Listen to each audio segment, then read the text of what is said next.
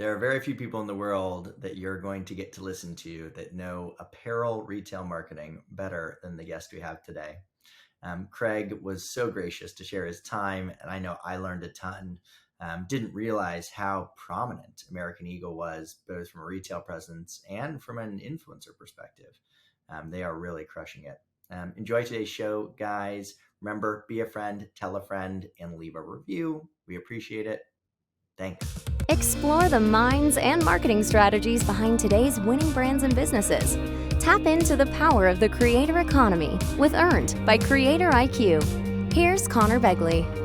Hi, everyone. Welcome to Earned. Today we have a very amazing guest, Craig Brommers. Welcome to the show, Craig. Hey, thanks, Connor. Good to be here. Yeah, so Craig, your background is probably one of the most in-depth backgrounds when it comes to retail and apparel that I have come across. Congrats on everything you've achieved. It's super impressive. I appreciate that, Connor. I kind of joked that I've made my way through the American Mall, but it has been a pinch me career. As you know, currently CMO at American Eagle, but previously at Gap, Abercrombie Fitch, Calvin Klein. So it's been a real good ride. Yeah, absolutely. I mean, I think if you look at it, so we pulled some data on you guys. You guys are the number 17 global brand when we track kind of influencers, right? So you got $240 million in coverage in the last 12 months. And you personally have worked at 3 out of the top 25 globally. And you're, American Eagle's ahead of Levi's, Abercrombie, Vans, Lululemon, Converse. You're kicking some butt over there. So congrats. That's good to hear, Connor. I got to use that more often. I did not know that myself. Yeah, I mean, you're beating some of your old friends there. Cool. Well, let's start at the top, right? So, I just interviewed the CMO of a really fast-growing brand called Pros in the hair care space, right? And the first question that I asked her was felt very topical, right? Kind of current day when it came to social and influencers. And obviously this is a topic that you guys are investing in, I would imagine, quite heavily, given just who your audience is. With that being said, it seems like there's been a lot of changes lately. It seems like there's something, kind of brewing, both in terms of the channels that people are focusing on, right? TikTok versus Instagram versus whatever, as well as, obviously a lot of the privacy changes are really affecting kind of, how efficient the spend has been when it comes to pure kind of digital paid media, right? So talk to me about how you guys are adapting to those changes. And then I want to take a step back and really go through your career, because there's a lot there. Yeah. So Connor, American Eagle is the number one specialty retailer for Gen Z. Yep. And when you have the privilege of being so focused on a certain segment, I mean, you really go deep with that customer. And bar none, we have the best damn consumer insights team in retail. And we actually even have a 2,000 person panel of people aged 15 to 25 that we can ask any question on any topic on any day. And we do. And to your point, we definitely are seeing some shifting in the social and digital landscape. And I think 2 platforms are certainly gaining strength, gaining momentum. TikTok, bar none, the number one most fascinating growth story from a social and digital perspective. And we have a really strong partnership with them. And then Snap, although, there's been some, not so favorable business press news on Snap, Gen Z continues to embrace the platform as a number one communication tool. And so to your point, Connor, you are seeing some of the more legacy social platforms, Insta and Facebook probably being the 2 that come to mind most, is perhaps decelerating as Gen Z seeks out authenticity, wants to share their real self, wants to have a little fun, given the fact that the world is kind of a shit show right now. And so, TikTok and Snap seem to be the winners, and the meta platforms, for a moment here are having to, I think, reassess where they live and where they evolve if they want to truly engage with Gen Z and Gen Alpha before that. Yeah, no, that makes sense. I mean, again, I think from what we track from a data perspective, at least in terms of branded content, Instagram's still the number one platform in terms of branded content. With that being said, like you want to reverse that trend, right? You want it to be heading in the right direction, and that's not going to be new news for them either. So a question I have And it's interesting. Snapchat actually doesn't come up super frequently in these discussions. So when you're approaching Snapchat and you're thinking about it, like what is your approach? How are you engaging with people there? Because again, it is primarily a messaging platform. Obviously, they have their media kind of section. But what are the tactics you're using to engage with Snapchat? So I think we're now 5 minutes into this, and I will finally use the term metaverse because that's the hottest thing in marketing these days, and very specifically to Snap, we think that they're ahead of the game right now in terms of augmented reality and unique retail Cool. experiences. And they honestly are one of the only places we found to date that we can actually generate millions and millions and millions of dollars of revenue in the so-called metaverse. And so we've opened these augmented reality pop-up virtual stores. And every time we do, as I publicly stated, we're making a couple $1 million in a week or two with each set. So it leads us to believe that Gen Z, while re-embracing their best self in the physical world, is still interested in unique, immersive shopping experiences in the virtual world. And Snap right now is doing the best, in our opinion. Very cool. And I mean, the reality is outside of the sales, right? You create kind of an image, right, of the brand being very forward leaning, very technology forward. And also, all those people had a special experience with the brand, right? Those are things that they kind of maintain, will drive up LTV over time, all that kind of stuff. And I think it kind of, Um, probably brings up an interesting thing is that social media is not a peanut butter spread anymore. I mean, we really do have bespoke strategies around content and engagement by platform. And I mhm. think that you've kindly mentioned, and I think that our commercial results also speak for themselves, that we're winning in this marketplace because we are really diving deep within each of those channels and delivering at least what the user is telling us they want to interact with. Well, you see such diverse communities, right? I think that's what a lot of it comes down to is like, if you spend time on the different platforms, you realize there's literally just like almost a different language, right? Within each one, there's different inside jokes. There's different, even though Instagram has reels and TikTok has, obviously TikTok, um, just the people that are on it make a really big difference in terms of how you should engage with it, right? I think you're right, And so, Connor. yeah. And it's funny as I reflect back on my career, I grew up in high control environments like a Calvin or A&F back in the heyday.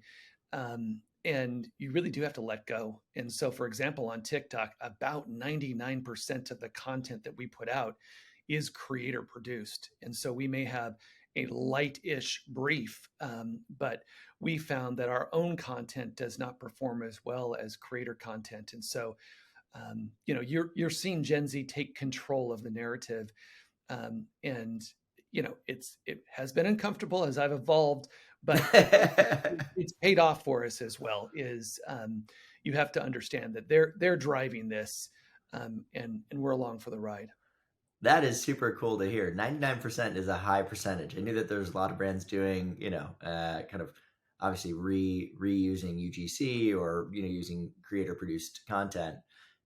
We just did a summit in LA and the head of creators at Honest Beauty, the whole kind of group was saying, she was like, yeah, they asked like the performance of branded content versus creator content. She's like, not even close, like Not even dramatic close. No, difference. Yeah. you're right. Like, You're right. which is crazy, right? Like you would think that you'd be pretty good at creating content about your own brand, but but Well, and I think even on Insta, who to your point is still an important part of our ecosystem, yeah, we're finding that lo-fi content is also beginning to perform better than probably the highly stylized content that you and I have been used to on Insta for years. So there is a shift, and we at American Eagle are embracing that shift, and I think other marketers and other brands will have to as well. yeah, absolutely.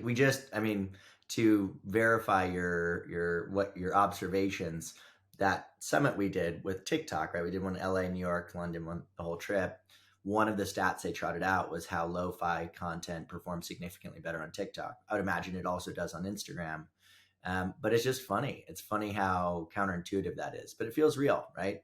I think Yeah. that's part of the reason that, well, anyways, let's keep And going. I think Actually, also, Connor, it's a little bit generational as well. So, one thing that I've observed, our team has observed about Gen Z is they've got a little hustle in them, and they really do believe that they could be the next something. And in fact, some of the biggest creators that we have worked with, the Addison Rays of the world, she was just a normal kid in a yep. normal town in Louisiana, and so I think that hustle, that entrepreneurial spirit, is something that Gen Z already digged, and I think platforms like TikTok are allowing that side of Gen Z to explode on steroids.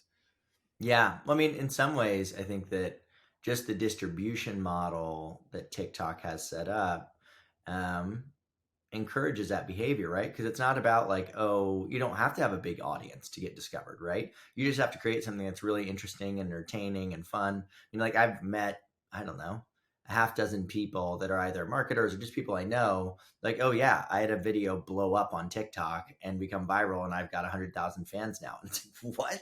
Like, how Right. did that happen? It's Yeah. crazy. Yeah, they've cut out the middle machine. They don't need the again, the machine to help build them. The algorithm can build them, and good and great content can come from anywhere. It truly can. Yeah, absolutely. Well, let's take a step back. 'Cause I still have a lot of questions about kind of social and all those things, and obviously you guys are on the leading edge there. But let's take a step back in your career, right? So you've spent a lot of time at the most iconic or some of the most iconic apparel brands in the world. Obviously, again, you have toured the mall, which is great, which was big during my younger years. So across those brands, like you mentioned with, I think one of the more interesting things you said in terms of American Eagle is like, we've got this panel of 2000, 15 to 24 year olds that we can survey at any time. And like, so who my target audience is and are like laser focused on that, right?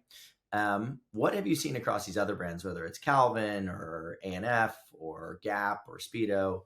Because these are brands that have, stood the test of time. And you kind of assume that brands do that, but there's a lot that don't, right? There's a lot that die, or at Yeah. least become, a shadow of what they were before. What have you seen that has been consistent across these iconic brands that has made them kind of stand the test of time? So I think, Connor, iconic brands run towards who they are, although you have to adapt your storytelling to modern times. And Hmm. so I think that's why a company like American Eagle or a brand like Calvin Klein has actually stood the test of time, because at the root of who these brands are, they haven't actually dramatically changed from their founding in the late 70s. I Yep. think when you try to become, to adapt too much to whatever is hot in that very moment and kind of forget who you are, you can get in trouble pretty quickly. And so as I reflect back on all of the great brands I've had the privilege to participate in, you have your brand book, you know who you are, you have some guardrails, you modernize the way that you're expressing yourself, but you really understand who that is. American Eagle was ahead of its time, and actually probably the antithesis of what we were at Abercrombie and Fitch. A&F was exclusive, cool kid.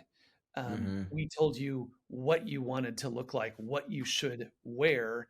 Um, and back then the store associates were actually more focused on looking good So and I making was a sure. store associate, by the There you way, go. at So one point. glad you remember. Yeah, and so making sure they look good and making sure the product was displayed properly, but honestly not a lot of customer service going on. And so Hey. what uh, what what AE was able to do is flip that upside down, right?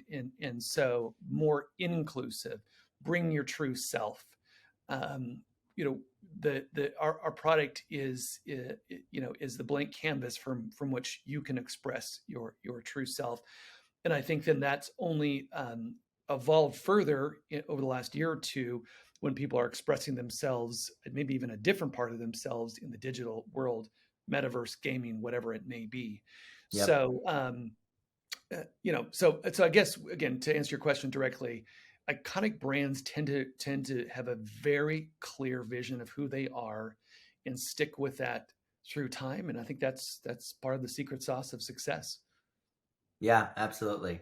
Yeah, it's got to be interesting kind of having seen that time at A&F, right, Abercrombie and Fitch. Obviously, I saw it on a very personal level, which was kind of funny. It was like a side job in high school, right? But it was great. I really enjoyed it. But yeah, I think the title even at the time was called like you were like a brand model or something like that. Like That's right. model was Yep. in Yep. yeah was in the Yep. actual language.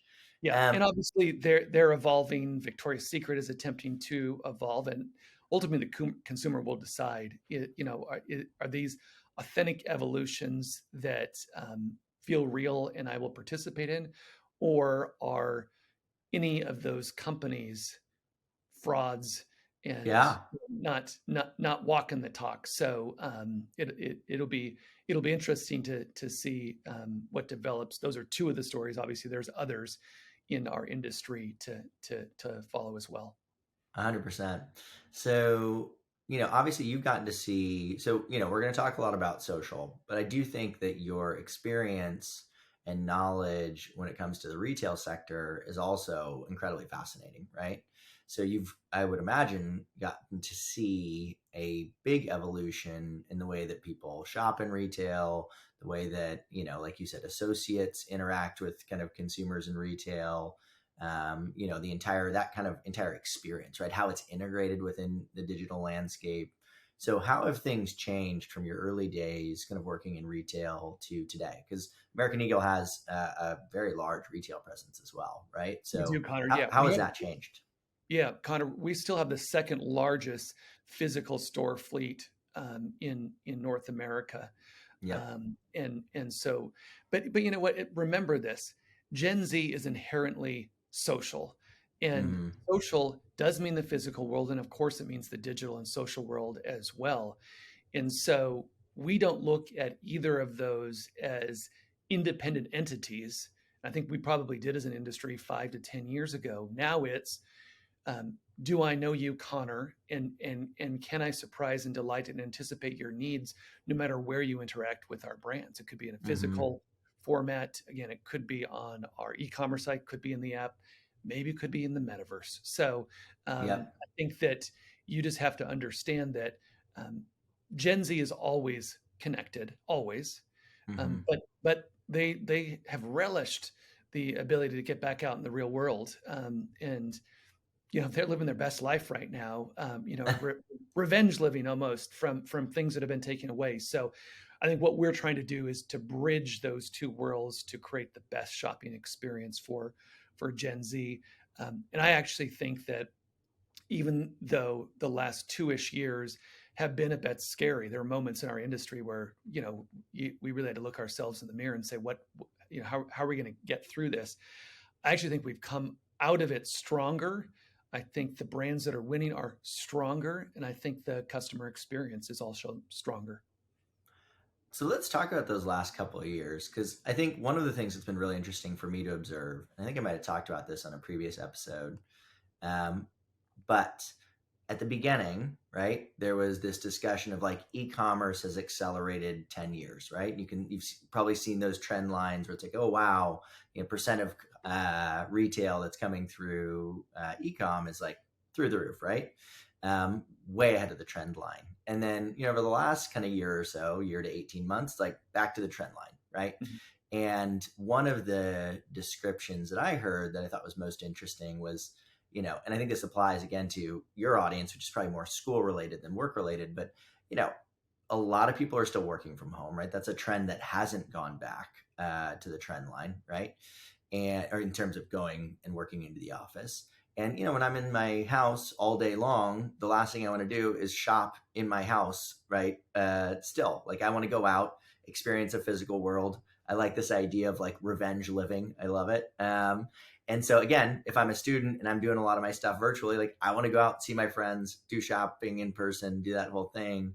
Um, Now that you've had time to reflect on that period, which again isn't fully done, but what have been some of your learnings during that period? Like, what are the things that you took away from it? Because Yeah, a couple things okay, come to mind, Connor, for that question. One is obviously the pandemic had a profound effect, but yet it is still very hard to shift general consumer behavior, even under pandemic conditions. So to your point, things have kind of settled back into the general trend that they were checking on in 2019, and that is that digital will continue to grow, um, Yep. perhaps more modestly, but will continue to grow, and probably physical stores will continue to slow down, but still be a majority of the way that we shop here in the U.S. Yep.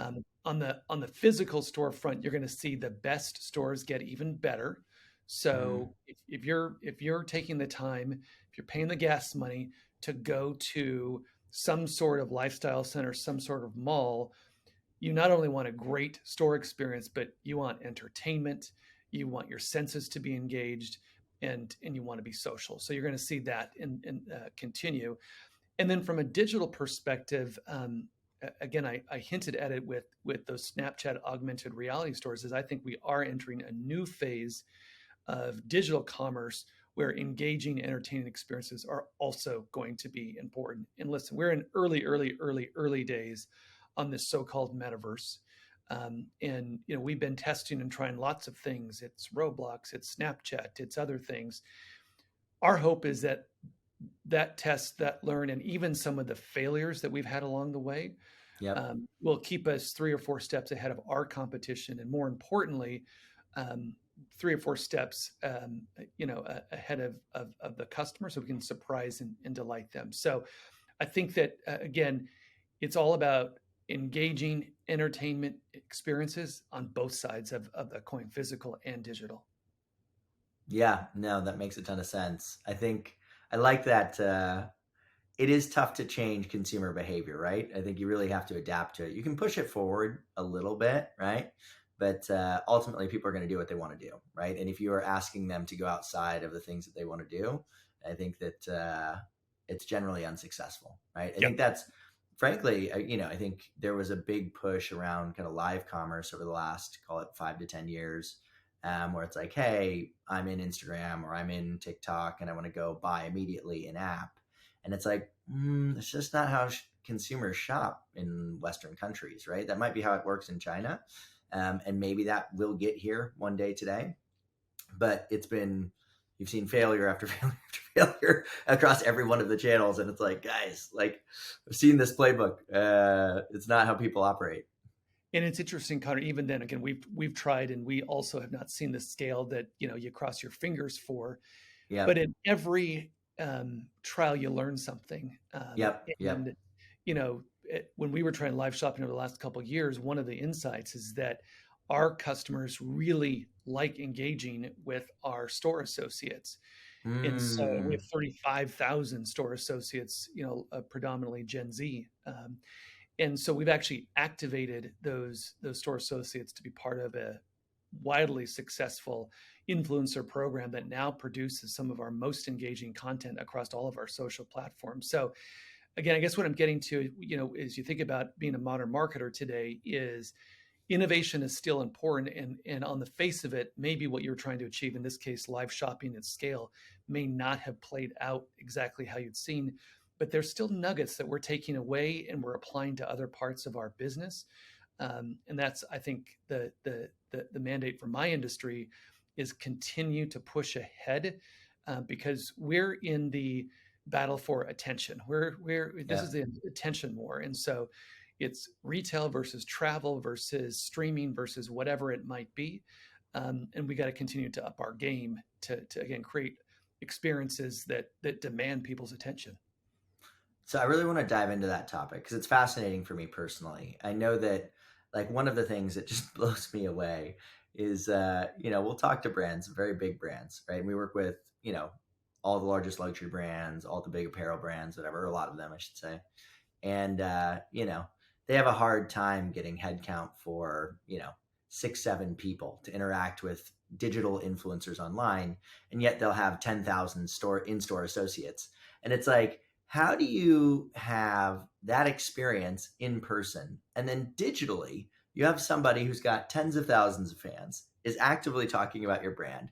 and here's crickets on the other side because you can't hire 10 people to interact with this person, right? Like Right. it is shocking. And I think, we interviewed the Robert, the CMO at Gucci, and he's like, yeah, we've got a staff, I believe it was 600, that's sole job is doing like digital interactions, personal shopping experiences, etc., with people that want to interact that way. So talk to me about those 35,000 associates. What are the specific tactics you're doing with them? If you have any tools that you're using or any places that you're working with that could get a shout out, that'd be great too. But how are you activating those people? How are you bringing them into that kind of digital experience? Yeah, one thing we learned during the pandemic, Connor, was we wanted to allow the shopper to engage with us wherever, however, whenever they want to, and that Yep. really actually pushed a lot of interesting innovation forward. And I'm a big fan of never waste a good crisis, and we clearly were in, as an industry in crisis in 2020, but that got an idea to execution in record speed. So a couple things come to mind. One is um, we actually do have a new app called AE Live, and that's now Hmm. migrated onto our ecom site, where you can set up a styling appointment with an associate from the comfort of your home, comfort of your apartment. Yep. And that was born out of an insight that I still miss having that personal touch, but either I don't feel comfortable going into a mall, I don't have time, or again, given the gas situation in this year, I don't want to spend the money. So Yep. I Yep. think that's one great example. I think two, we've seen an explosion in our app in terms of usage. I won't give you an exact percentage, but from what I gather, we are well ahead of most other specialty retailers. Yep. Why is that important? That's because our loyalty program was relaunched in middle of 2020 as well, and has been a phenomenal success at rewarding people for again their loyalty and engagement with our brand. So Yep. Yep. that's been great. And then as Gen Z again is excited to get back out in the real world, we're activating more live events, more Hmm. localized events than ever before in that 900 store fleet.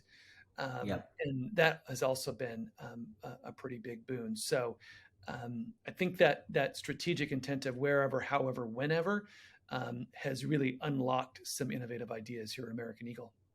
Very cool. In terms of that kind of, call it digital shopping experience, I think the other thing you didn't mention is access, right? So 900 stores is a ton.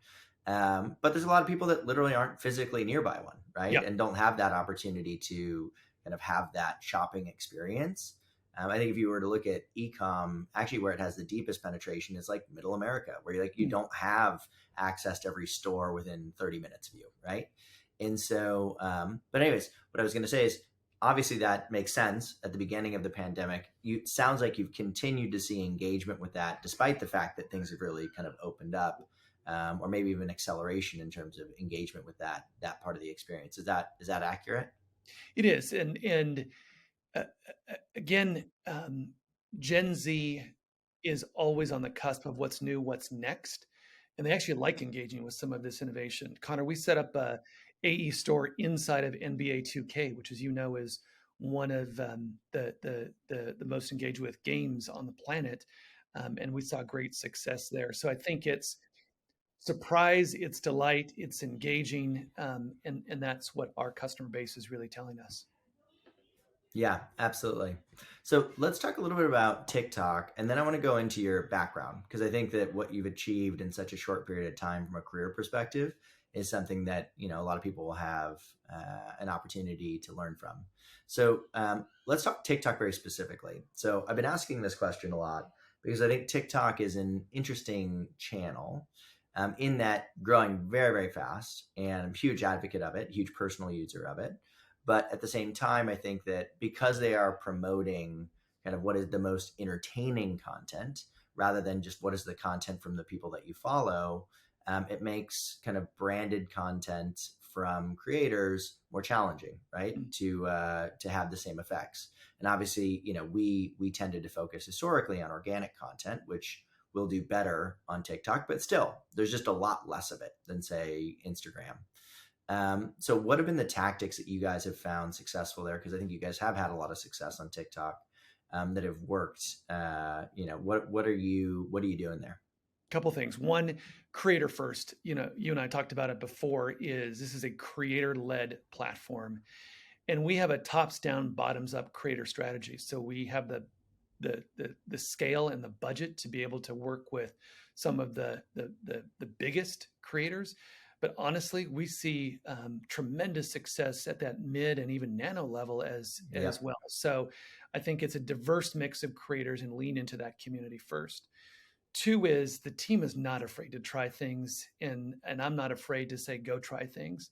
As I mentioned previously, failure is an important thing here at American Eagle. It's a good thing here at American Eagle, because if you're not failing, you're not pushing yourself. So I love the fact that our team is not scared. We've stubbed our toes a few times here or there, but we pick ourselves up, learn from that, and move on. Three, I think it's a platform that really demands a nimble team. What do I mean by that?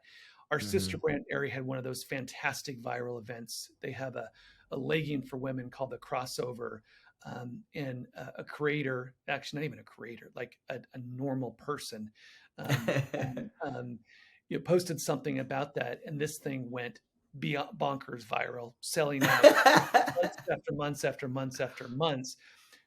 And it wasn't because the Aerie team had partnered with this person, but it was about what they did afterwards to fan the flames of morality. So I think nimbleness is another thing. I will also give the TikTok team that we work with, right on up to the top, credit for listening, for taking feedback, and understanding where we as an industry and where we as a company would like to go, in this particular space.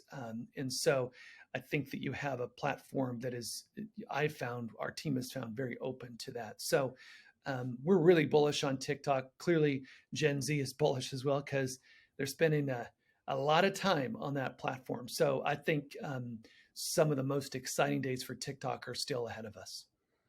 Yeah, I will say we've had a very similar experience when it comes to TikTok, just like very open to collaboration, very proactive in wanting to work together, very, they're giving you the tools, kind of pointing you in the right direction, but again, very open to feedback, which is surprising, right? Yeah. And so, it's been it's very different than, I would say, kind of other experiences that we've had historically. And obviously with you, it makes sense, but yeah.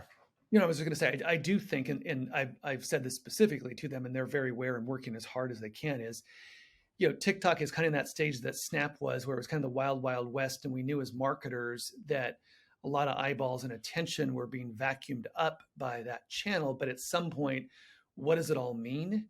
And measurement, I think, is probably on the minds of many marketers and many larger organizations today. And again, they're working on it fast and furiously. But I think that the CFO knocks on the door in the next 6 to 12 to 18 months, say, hey, I know we love TikTok, but I have a lot more data and a lot more measurement behind some of the more mature channels. What is TikTok giving us? So I think that's the next phase for them, while they continue to do the amazing, exciting stuff that they're doing from just a creative and brand perspective. Yeah. And again, I think we focus a lot on measurement, right? And we also have some challenges, right? In terms of what kind of data can we get and all these kinds of things. I think the thing that we've observed is there's a lot of people on TikTok growing very, very, very fast. I use it a lot, but again, branded content's like dramatically lower, like significantly lower. Yeah. And so, brands want to do it, but I think it's hard to know exactly how to, right? Like, what is working? How do I really put money into this in a meaningful way that I know, I'm getting something back out of it, right? And I think the interesting thing about TikTok is that it changes, like the speed of lightning.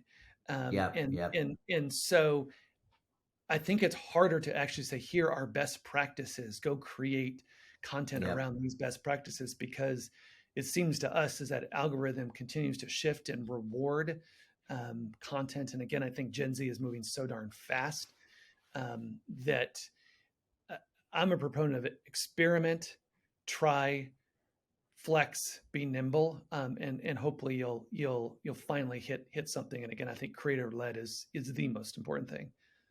Yeah, I think that 100% makes sense. I think I love your concept of, what do you do after you go viral, right? Like, how do you maximize?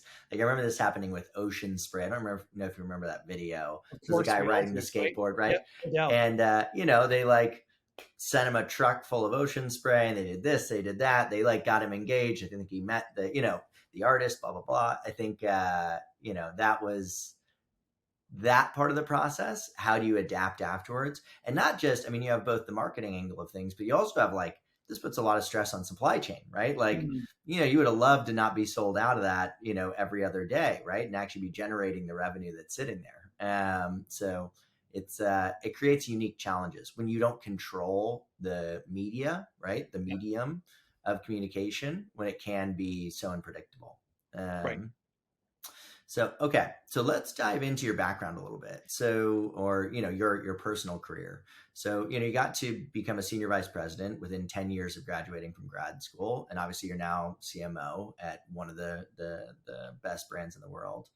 For others that want to follow that path, right? Want to kind of are interested in pursuing a similar career, what would be your recommendations to them? What would be the advice that you'd give to them? Yeah, the first advice I always give to someone is do what you love and love what you do. Mm-hmm. And I think that if you use that philosophy, you're going to find opportunities that bring out the best of you. And while I have a family to feed, I have a mortgage to pay, and certainly compensation is important. What's more important to me is the experiences that I have at these different companies. So I think that is something that has helped lead me through my career. Second, I think having a bit of focus on where you want to go and communicating that to people. What do I mean by that? Is I think people want to help each other, and so mentors have been very important in my career.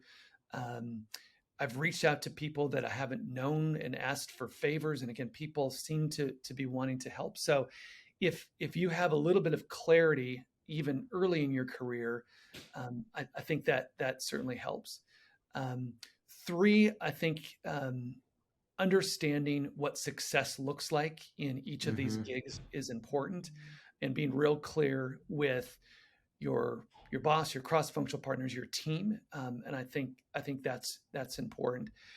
And listen, I have had the privilege of being at a couple different places, and I think that requires the understanding that in this modern workplace is that it's rarer to find someone who is at a company for 10, 15, 20 years. It's just a fact. I'm not saying it's a fact for me, but it's a fact that the modern CMO in America lasts 2.8 years Yeah. before he or she moves on to their next opportunity. So I think being excited by change and being able to pivot is something that has been helpful. And then finally being self-aware of your skill set. And I think that I personally have developed a skill set that really nicely matches iconic brands, certainly iconic American brands during times of change. And I've been able to come in, and our teams have been able to have impact. That kind of CMO lifespan is a really interesting statistic. I hadn't heard it before. Makes sense, aligns with what my expectations would be. But what's interesting about that is I know for me, it's like, man, I feel like 2 years in, you're just getting going, right? You're just like, that's when you're starting to fully crank. Um, what is it that you think causes there to be so much turnover within that? And a lot of it's self-selected too. It's not just people, being not having a choice in the Yeah, matter, right? yeah. But what is it that you think causes that turmoil, and what do you think is the ideal length, right? What do you think is like the ideal kind of tenure at a brand to actually kind of have the impact, but also not become stagnant from a career perspective? Honestly, Connor, I think there's a bit of confusion in corporate America about what a modern CMO is supposed to be. And the Mm-hmm. reality is that every organization needs a different kind of CMO, and none of us are cut from a cookie cutter place anymore. And so some of us might lean a little bit heavier to brand, some of us might lean a little bit heavier to digital, some of us might lean a little bit more to commercial, some of us might lean toward data. And that's why I mentioned a moment ago is really defining what success looks like for that role and making sure the CEO, the board understand what you're bringing to the table. I think actually could help elongate a CMO's lifespan, Mm-hmm. um, Mm-hmm. because there's a lot of mismatches out there, to be quite honest. And so that I think Yeah. that's a bummer for both sides, right? I don't know if there is a ideal lifespan, and for me at American Eagle, especially with this younger demo, I'm tap dancing and learning shit every day. Uh, so, the pat answer would be, until you feel like you've given enough, you've learned enough, and it's ready to move on. I'm not so sure that is the case around here because, um, Gen Z will graduate and Gen Alpha will be on to us. But, I think that, that mismatch of skill set and then just a little bit of a confusion of what do you need from the marketing team is probably something that causes that shorter lifespan for CMOs. It's really interesting the way that you phrase that. I hadn't actually heard it phrased that way, but it aligns with an observation that I've had, right? So the woman I just interviewed, her name's Megan Streeter. She's a CMO at Pros, a CMO at a company called Diva Curl, had a long career at Estee Lauder, L'Oreal. So she's been in marketing beauty companies for almost 20 years, 19 years, and has sold two of those, got two of those from very small to over $100 million in sales, sold those, et cetera. So it's been very successful. And again, in a lot of ways, it mirrors your own career in that you've had this kind of deep and long background in retail apparel brands. Now, obviously, different target customers, different products, but again, pretty similar, right, in terms of the actual product that you're selling, et cetera. And you've been successful along the way consistently. And we see this in technology. There's a company called Workday that always kind of comes to mind for me, where it was like, guy started like the first HR software system back when you didn't even have SaaS, right? There was no internet, and then sold that for a ton of money. And they went to the next one and did it again, did it to the next one, did it again. Or if you look at Frank Slootman and what he's doing at Snowflake, same thing. It's like the same company 3 times in a row, basically, but new versions of it. And so, and I see it really frequently where you see people move industries, and it's like not everything transfers. And I find the success rate to be quite a bit lower in my observation.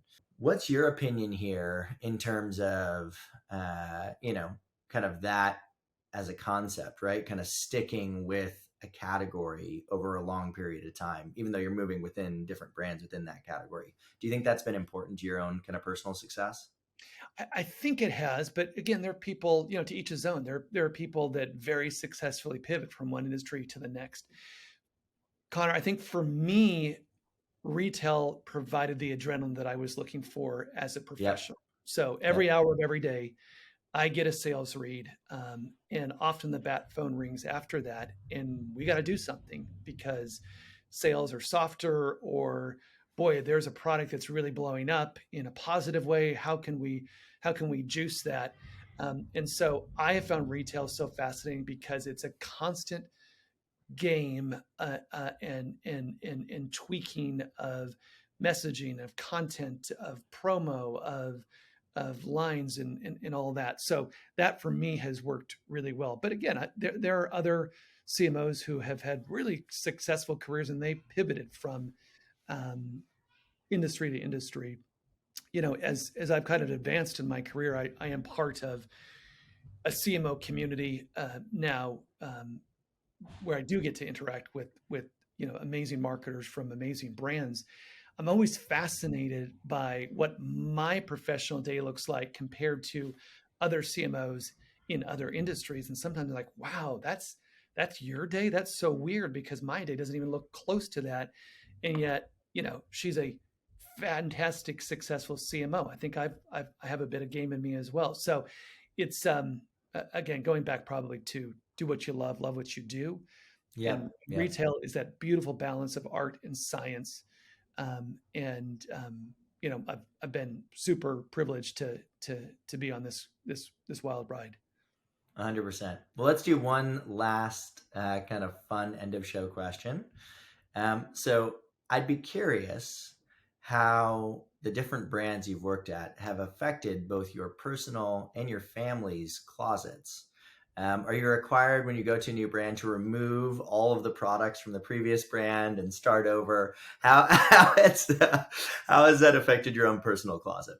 Yeah, Connor, I think the biggest beneficiary of my moves in my career have been Goodwill, because to your point, you take the entire closet and you dump it in the car and you drive it over to Goodwill and say, here you go.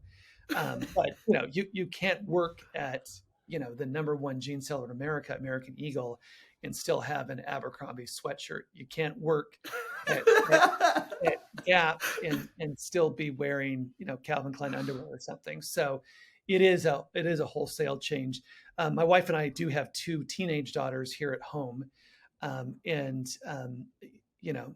you would think I'd be very cool to them right now because I met Gen Z's number one retailer. I have a little bit of cred every once in a while, but I'm still dad. So I think I'm cooler to their friends than them.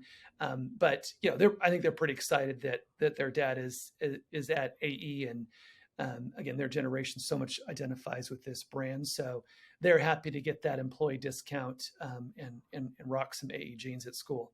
I can imagine. Well, I really appreciate it, Craig. I know I learned a lot today. This could have gone twice as long on my end, but I'm glad we got to what we did get to. And congrats again on all the success and for being so helpful to other people, taking time out to do stuff like this. And excited to watch you continue to crush it at AE. Thanks, Connor. It's been a lot of fun. Awesome. Bye, Craig. Be a friend, tell a friend, and subscribe. Earned by Creator IQ. Creator IQ is your all-in-one solution to grow, manage, scale, and measure your influencer marketing program. Ready to unlock the power of the creator economy? Get started with a demo today at creatoriq.com.